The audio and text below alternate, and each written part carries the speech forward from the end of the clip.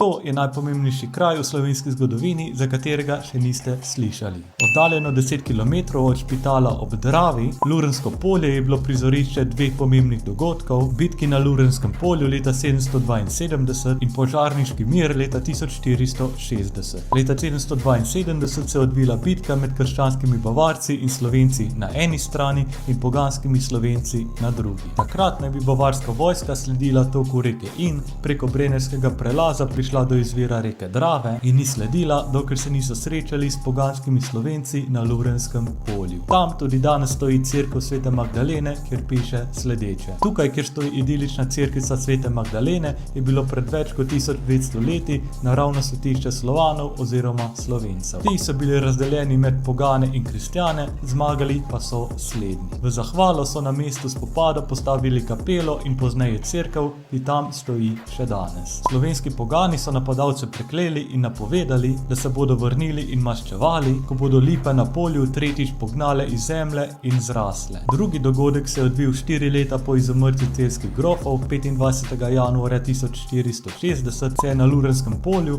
bolj natančno v vasi Požarnica, ponenčeno Pozagnic, podpisala mirovna pogodba, imenovana Požarniški mir. Ta je prekinila spopade med Habsburžani na eni strani in goriškimi grofi na drugi, ki so se borili za dediščino zdaj izumrlih Celjanov. To je predstavljalo začetek večstoletne habsburške nadvlade Slovencev in prevzem oblasti na Koroškem, s čimer se je narodnostna meja postopoma potiskala bolj južno.